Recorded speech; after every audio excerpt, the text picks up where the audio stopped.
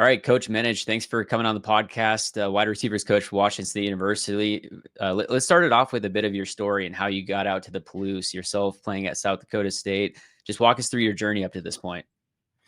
Yeah, so was very fortunate, to get the chance to play at South Dakota State. I grew up in small town southern Minnesota, so Brookings, South Dakota was only about an hour and a half from where I grew up. So kind of a dream opportunity for me to get to go play wide receiver there, and obviously had a ton of success and was a part of a lot of great teams and was very fortunate, enough to be a part of that program. I knew early on that I wanted to get into coaching. Coaching's kind of been in my blood a little bit. Obviously, I got my cousin on staff too, which is a pretty cool experience for us. But knew I wanted to get into coaching. So, when I got done playing, I ended up GAing at a Division II school, Southwest Minnesota State, out in Marshall, Minnesota, which is kind of out where I grew up, and then closer to South Dakota State too. And then I had a chance to go be a graduate assistant out at Northern Illinois for 3 years. Kind of working with the receivers and the tight ends while I was out there, which was a great experience for me.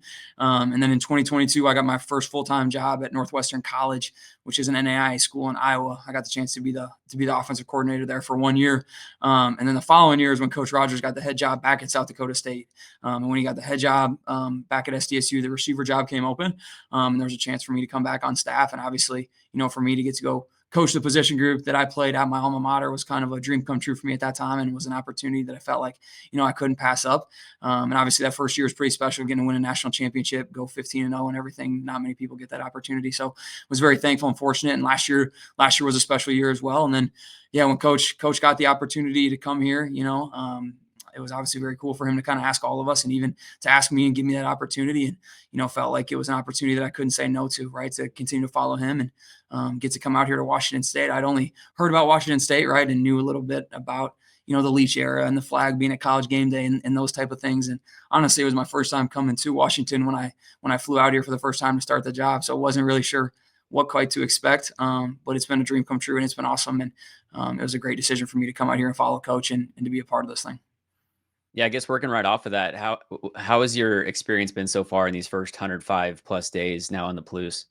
Yeah, it's been awesome, right? Like I said, you don't know necessarily what to expect when you're moving to a whole new place. And like I said, I knew a little bit about the brand with Washington State between, Mike Leach and, the College game day, like I said, and everything. But it's been awesome. The people around here and the support has been crazy. And that's probably the thing that I've noticed the most, is just like how much people around here in Washington and around, the area love Washington State football, and they want to have a good team on the field every fall, and what they're doing willing to do, I should say, to make that happen. So, it's been awesome. It's been special. The people here are great too. The community of Pullman is really similar to kind of the community that with which we're coming from and what I'm used to. I guess a little bit more smaller town type feel, but it's been awesome. And like I said, the support for the football team is really, really unmatched, and you can tell they want to have a good football team here at Washington State, which is what you want from a fan base.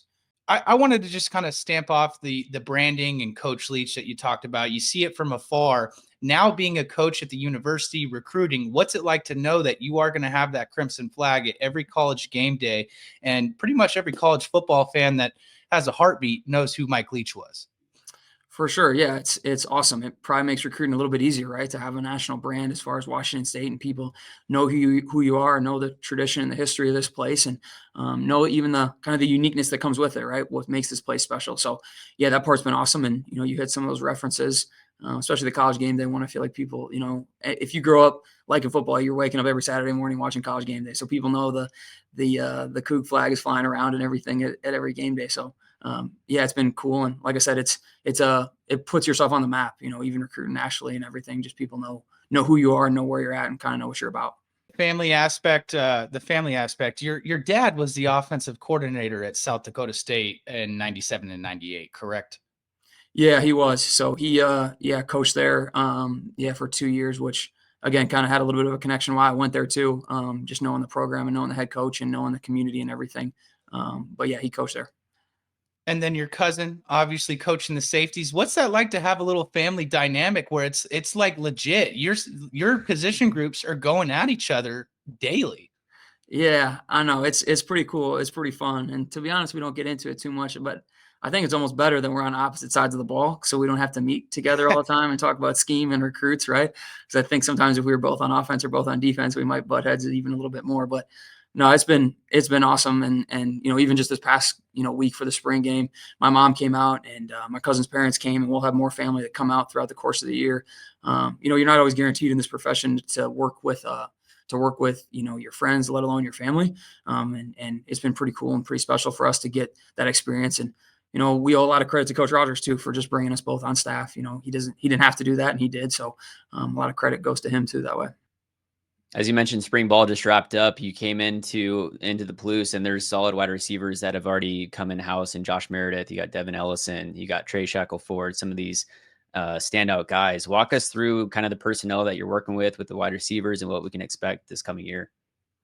Yeah, so super excited about the room and kind of the growth that I saw during spring ball, right? The biggest challenge for sure is picking up on a new offense, right? Because everybody kind of starts a little bit at ground zero as far as, a system and a scheme standpoint. Obviously, the older guys have played more football and kind of understand how things work conceptually and how pieces of a puzzle fit together and everything. But those guys, have really all done a good job. And I'm super excited about this room and kind of the future of what it's going to look like. I think we got a little bit of everything, and everybody's got a skill set in the room as far as what they can bring to the table and what they can do. And, being from some outside type bodies to some slot type bodies. Our OC always says it's Coach Freund, but our receiver room's got to look like a basketball team, right? So you got to have your point guard to your center and kind of everywhere in between a little bit. And I would say we have that in the room, which is exciting. Exciting for me as a coach. I think we have guys that can take the top off, right? But we have the short area guys good with the ball in their hand. Which when you have that in a receiver room, you have a chance to be special because you have a lot of guys that can do a lot of different things. So I'm definitely excited about, where we're at. And obviously we've got a lot of work to still do before the season comes. We got to get through summer and through fall camp before we, really know what we have and what we're going to be and everything. But as far as what I saw in spring ball and everything, I'm excited about, the future and what our room could look like in the fall. You mentioned it looks like a basketball team. You point guard, your stretch four. What would Devin Ellison be? Is he a little bit of everything? Is he like your point forward? Yeah, he probably fits in that point forward somewhere between the 3 and the 4, right? Somewhere in that range. But yeah, he's got a skill set. Dev does. He's pretty gifted in everything, so he can fit in a lot of different areas, which is kind of what you look for in receiver recruiting too, right? Yeah, I suppose he's kind of in that 3-4 point forward. I think that's a good comparison. What jumped out tape-wise when you guys were in that recruiting process? You beat out UCF and Boise State to get him. I mean, those are two good programs to beat out. Yeah, I think Dev's got some natural abilities as far as his ability to bend, his quickness, his ability to take the top off the defense. He's got a lot of talent and ability that way, as well as making contested catches, right, and doing something with the ball in his hand. So you put all those things together, you got a chance to be good at receiver. And even Dev would tell you this too. He's still raw right now. He's got a lot of growing still to do in an area that he can take a jump and still has a ceiling ahead of him. So, we're looking forward to building on the spring that he had into the summer and this fall, and kind of see where that takes him during the season.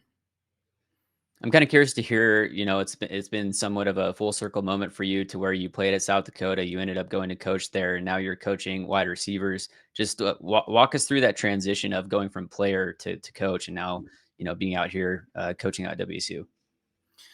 Yeah, well, for me, like I said, my dad coached college football growing up, so I knew that I wanted to coach for a long time, right? Like you talk to some coaches and they didn't know that they wanted to get into coaching, right? It just kind of sprung upon them. For me, I think I wanted to be a coach as much as I enjoyed playing at times. Like I love the scheme behind it and the X's and O's and game days and the recruiting and evaluating players, everything that goes into it. So, like I said, even as a player at the college level, I knew I wanted to get into coaching. So, everything I was doing, I was watching coaches, I was watching how they were doing things and kind of, piecing in my brain a little bit how I wanted to do it when I got this opportunity. So, whenever I got my first coaching opportunity, I was excited to make the most of it. And, I think the biggest thing that, as a young coach, and even Coach Rogers says this all the time too, is you just got to be yourself, right? And be who you are. Don't try to be anybody different. And I've tried to take that to heart every day while learning from the experiences and the life lessons that I've gained, along the way to try to help the kids, be the best versions of themselves that they can. It seems like it's pretty special to take a look around the entire staff and their age. A lot of you guys are right around that same age group. So what's it like to kind of grow together, going from back-to-back national championships? And then, hey, Coach Rogers had an awesome opportunity where, hey, he was able to bring pretty much everybody over here with him. What's that like to grow with your staff? Yeah, I think it's pretty cool and pretty special and unique. Like I said, I've been fortunate to be around the profession and kind of watched my dad go through it a little bit, right? And I know it's not always like that on every staff, right? And you don't get to always do it with people you enjoy doing it with. But every day I come into work, like these are some of my best friends right now, the assistant coaches and the guys that I get to work with. And I think and Coach Rogers would say this too, right? The culture that's created in your staff trickles through the players a little bit too, right? And if we don't enjoy working together as coaches every day, it would be hard to ask the players the same thing, right? And we truly enjoy who we get to be around, and the chance to grow together and learn together and continue to evolve, schematically, offensively, defensively, recruiting, all that stuff is pretty cool and pretty special. Like I said, but at the same breath, to do it, who you get to enjoy doing it with every day is pretty awesome too. So it is a unique dynamic and special, and really sets us probably apart and different from a lot of schools that we are like this, and the staff is disconnected and been together for this period of time, and also kind of be in the same age group, and have kids and girlfriends and wives that are all kind of roughly the same age too. Like that's kind of unique. And again, I think that'll it does kind of separate us a little bit maybe from other staffs around the country.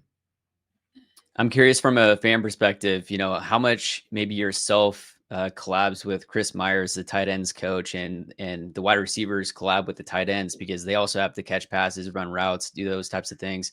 How much do you guys team up with them? And then also, I'm just curious from your outside perspective of Adamole Filet. I mean, we saw him at the spring game.